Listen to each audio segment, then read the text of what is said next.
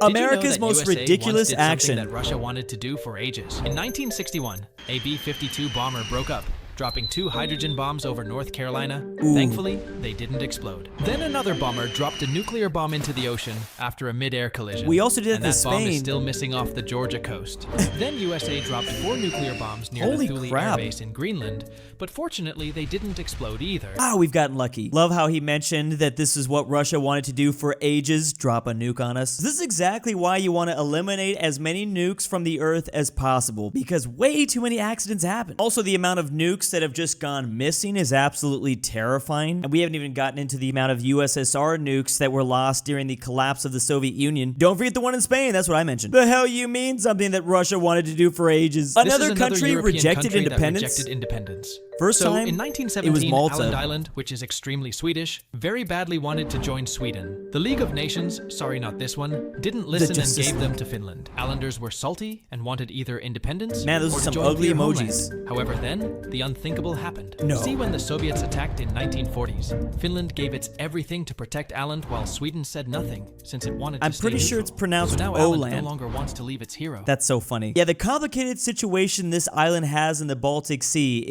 it's actually really interesting to look into the history. You wouldn't think 2 Nordic countries would be fighting for territory, but in a way they kind of do, just because arguably it's one of the most peaceful places on Earth. Although Åland is a part of Finland, its official language is Swedish. This reminds me of how Finnish people are actually taught how to speak Swedish, and it's like one of the most disgusting things to them. Basically, the fear is that the Soviets, or well, nowadays the Russians, will possibly take this. You don't want them to take those islands. Well, basically Sweden and Finland. You wouldn't want that for sure. Love that even they're rocking the Nordic flag, of course. Kind of similar to the Norway flag, or actually even the Icelandic flag with the 3 different colors. Wait, it's actually literally Sweden, except they have another cross and it's red. Ooh, that's awkward. We take care of our little ones. Soviets invade Finland to send $40 billion to Åland right now. So How did was the European Europe continent named? get its name? The most Ooh. interesting theory is Well, it's Europa, right? We just call it Europe in English. that there was this Phoenician level 10 baddie called Europa. Level the man 10 himself, baddie. Zeus fell in love with her. Apparently, he turned into a bull to abduct her and settled near the island of When Crete. does he not do After that? this, all land north of Crete became Europe. However, a more trusted explanation is that Europe derives from the Greek words Eurus and op, which combined could mean Eurus? wide face or wide view, which may be a poetic way of describing the wide view of Europe's coast. Oh, I like the first one, to be honest. Bro, how many people did Zeus just abduct because he saw a baddie? Like, that's literally his entire history. Also, just how many wars and crazy stuff has happened because a European saw a baddie? Especially from Greece, I'm thinking Troy. Stop with the baddies, please. They're ending us all. This is an interesting video to talk about, though, especially when we consider, like, defining different continents and things like that. I mean, Europe was defined as a continent clearly a very, very long time ago. So it is kind of just weird to get rid of it, call things Eurasia or Afro-Eurasia, I mean. Phoenician level 10 baddie is crazy. Most normal Greek story. Even crazier about this Phoenician level 10 baddie is that she was a Oh, everyone's being affected by the brain rot. Bro, I've had like more than 10 years with this brain rot. Like, I can really feel, I got holes in my brain. Since Trump's Denmark buying is not Asia. selling its island, where should Trump look for land in Asia? Oh, so goodness. China has a lot of unused land in True. its east. However, China would rather buy California than sell anything to I was USA. gonna say they would Similarly, never do Russia that. has a ton of land, but Russia would rather burn it than make the same mistake again. Yes. Kazakhstan and Mongolia have a ton of empty land. So for example, most Kazakhs live here. So Kazakhs can sell all this land for a few trillion and become rich. However, USA probably won't buy it because of the distance from the coast. True. Also, do you think Russia would ever allow that? Anything that happens to Kazakhstan or Mongolia, that is considered in either China or Russia's sphere of influence. Like, they would do everything in their power, even though those two countries are independent nations, the way bigger powers that are surrounding them, they'll find a way to make it stop. It's like if China tried to buy a part of Mexico. Like, yeah, the USA is going to do some weird stuff to make sure that does not happen. I feel like realistically, if Trump wanted to buy a part of Asia, well, first of all, Asia is a very big continent, so there's a lot to choose from. Honestly, his best bet would probably be to buy a part of Israel. It's a small part for some beachfront property. I would not be surprised. Austria finally about to break its streak of causing world wars. Be like, yeah, USA buying any part of Asia, well, maybe except for the example that I gave, probably would cause a world war. Almost missed the reference of how Russia sold us Alaska in 1867. So, you know, why can't we keep buying territory? I bet Kazakhstan would never sell its 1 inch of territory in a million years to any other country, period. Maybe. Kazakhstan is #1 with the capital is the empty part of Kazakhstan? Good point. The Americans should reconsider Philippines again. Oh, you know what? That might work. You know, considering all the US military bases we have all around the world, we do buy little plots of land everywhere.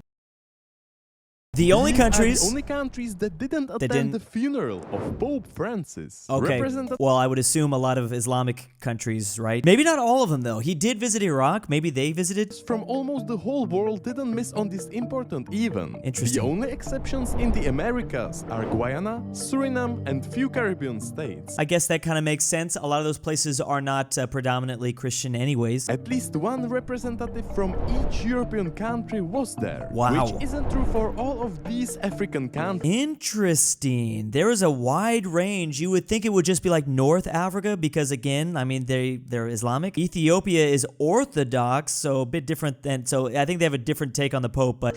Which were not present.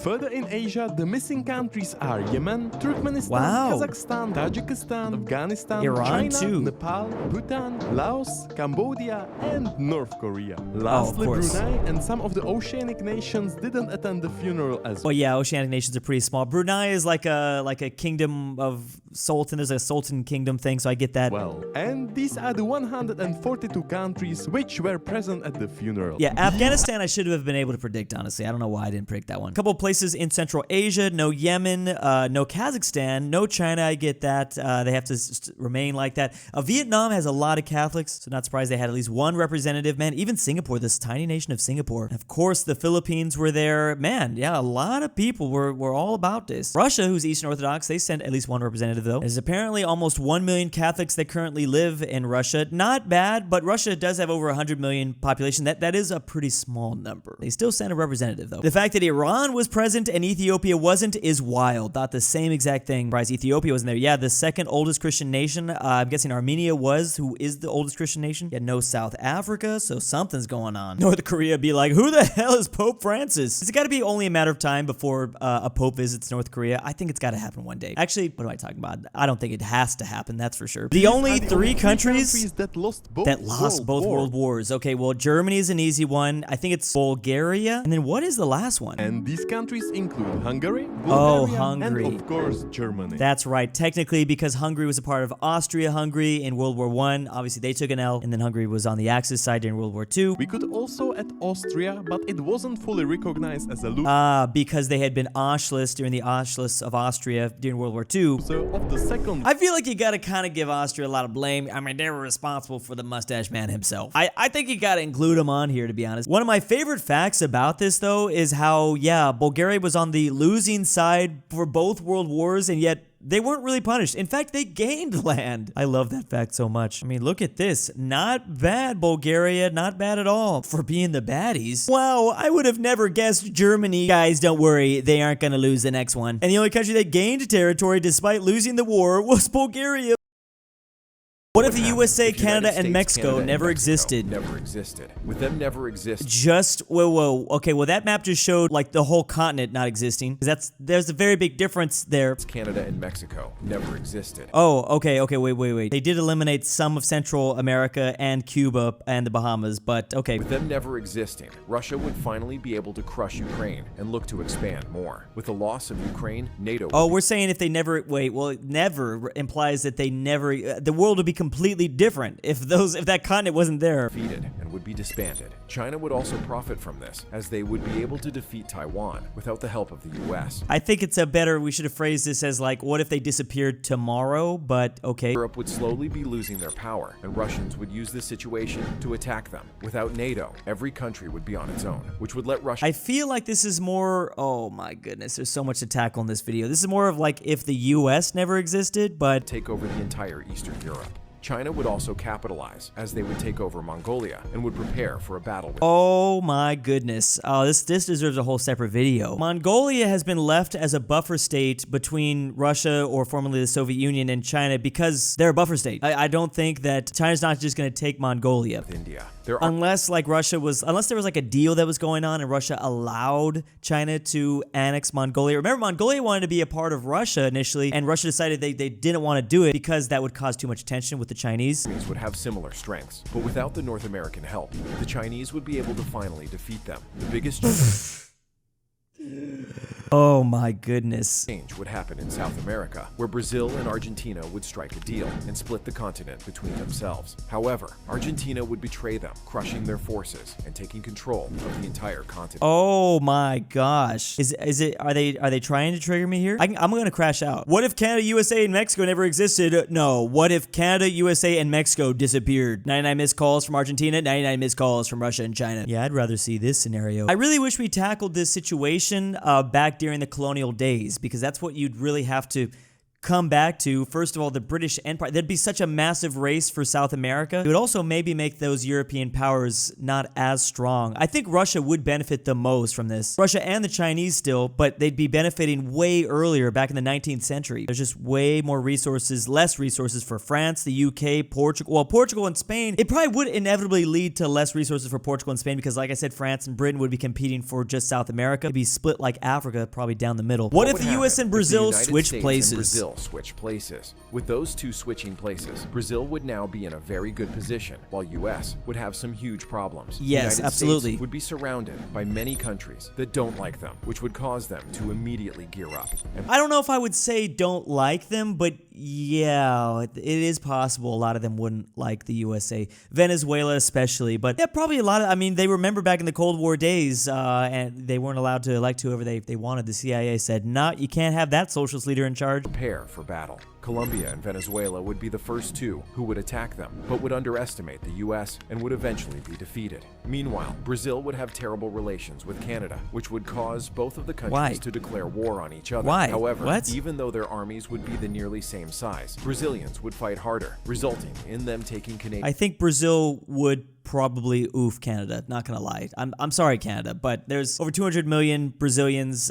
They now have access to so many new resources and land. Are they getting all the factories and everything that we've built there here in 2025? I'm assuming so. Canada, I'm sorry, there's no way, Canada, you're not gonna. Maybe your best bet would be to like guerrilla fight up in the tundra for years and years and years. Territory. Back in the South America, US would be in huge trouble, since the rest of the South America would declare war on them. But with the mighty US forces fighting hard, they would be able to crush the enemies, seizing the entire continent for themselves. Meanwhile, that's Brazil literally what that's what they would have to do. They would have to manifest destiny, the entire South American continent.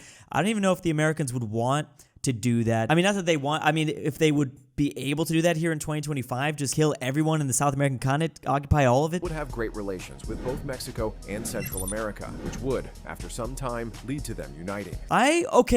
That out of all the crazy things we've seen in this video, that is probably the thing I would maybe agree with the most. Maybe. Oh, I agreed with Brazil beating Canada in a war, yeah. Even though the Brazilians speak Portuguese, I could see them having maybe a good relationship with the northern part of Latin America, Mexico and Central America, essentially. 99 missed calls from the geography class you forgot to take. Almost 10,000 missed calls from NATO. Video idea, jeez. I think it's fun. I think these are fun videos because there's just so much to talk about. There's so much to react to. Yeah, true. Everyone's talking about NATO. Would NATO be helpful of the USA down here in South America? I would think so. Now, maybe we could create like a new NATO state down in South America. Like the NATO Europeans would come over, help us defeat Peru, Colombia, Ecuador, Argentina, everyone. Maybe then we'd all like start like a NATO country in South America. I don't really know. Anyways, I liked it. 60-second club. Portugal is more important. 100 times more important than your country. What? So in the 1400s, the Ottomans looked like this, and since they controlled literally all the trade routes from Asia to Europe, it's because Europeans they had to pay discovered taxes America to get spices from South Asia. Portugal was fed up and decided to find its own route all the way through Africa. While doing so, it sent settlements near the African coast, which slowly turned into colonization. This means that this one tiny nation unknowingly shaped the entire world's future just to get cheaper spices from. Oh well, yeah, I guess definitely, but I thought we were gonna get into a little bit more than that. Still, Portugal, very important. I love Portugal's colonization strategy, one of the only nations that decided, hey, we're going to put all of our eggs in one basket, that being Brazil. I mean, yes, they did get colonies in Africa, of course, but they really focused in on Brazil, and obviously the Treaty of Tordesillas really helped with that, being that them in Spain with the Pope decided to carve up the world. He's like, hey, this is mine, this is mine. The Ottomans looked like that in the late 1600s, not in the 1400s. In the 1400s, they were much smaller. I remember how Portugal asked to get the entire Africa continent during some important European conference, the Berlin conference in the 1800s. At this point, Portugal caused the GTA 6 delay too. I just wish the video had more reasonings, but Portugal is a very important country for human history, for all history. I mean, they really shaped a lot of things. We just need a more examples of why, but yeah, this is definitely part of it. Big ol' thanks to my patrons over at Patreon. I'm out here calling bro a history expert. Tambre, Drew's Argentinian Trust Fund, NordTyrol, Nolan, Miglu the Goat, LuxembourgLover, KirinoIsBestGirl, KingBearHaze, Fredrik Tibblin, DOOCHBAGGINS, Pavlik, Carmel Saida, Alexander the Terrible. If you'd like your name here, check out that link in the description down below to patreon.com.